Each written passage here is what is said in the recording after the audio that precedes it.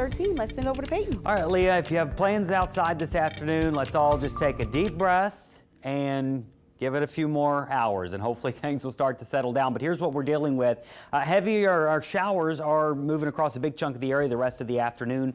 Optimistic that things will begin to calm down this evening for Friday night football and our festivals going on, and then maybe a few more showers into tomorrow. But I think today's going to be our final rainy day of the entire weekend. Live view, it is very rainy out there. A new street flood advisory has just been issued there for parts of the metro. This is going to be for Jefferson Parish and over into St. Charles Parish.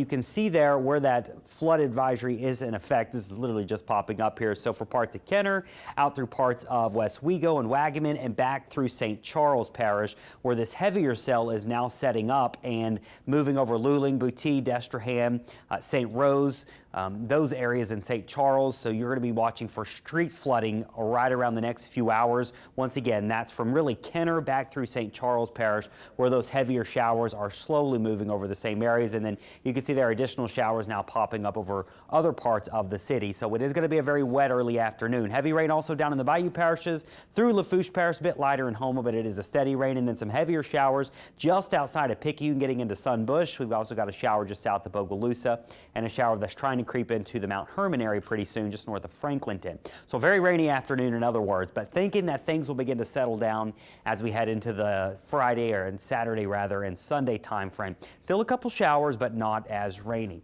Now the Gulf of Mexico feature, once again, this is going to be a Florida problem at the end of the day, but it is trying to form. Now looking at the latest data here, I wouldn't be shocked if you see this go up with the next National Hurricane Center update.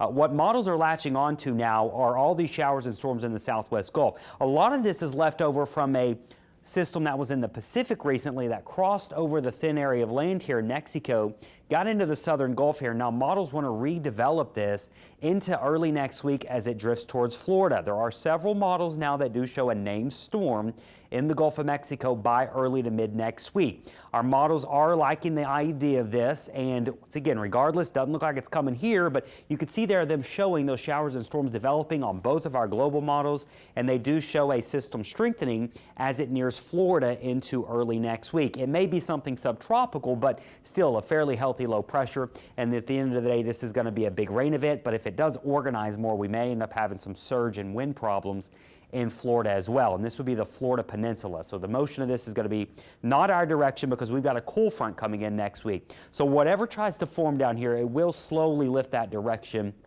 with impacts in Florida as we go into early next week, maybe the middle of next week as well. It will be moving over the peninsula. This brighter color band you see here, those are rain totals that are over 4 to 10 inches. So that's where the highest rain totals will be with this feature into the weekend, into next week as it slowly moves that way. For us, that cool front's coming in. We still got Kirk. We still got Leslie. Leslie's a tropical storm. Kirk's a massive hurricane. Weakened slightly, but still impressive.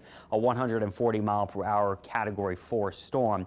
Next name on the list, by the way, if we do end up getting that Gulf system, maybe it's something subtropical. We'll have to wait and see, but it would be Milton is the next name on the list, and then Nadine. So once again, a street flood advisory has just been issued for parts of Jefferson and St. Charles Parish. I would try to limit my travel through the lunchtime hour in those areas. Just you don't want to run into street flooding as you're getting out and about for lunch. Hoping the rain settles down here in the next few hours across the area, and this evening is drier.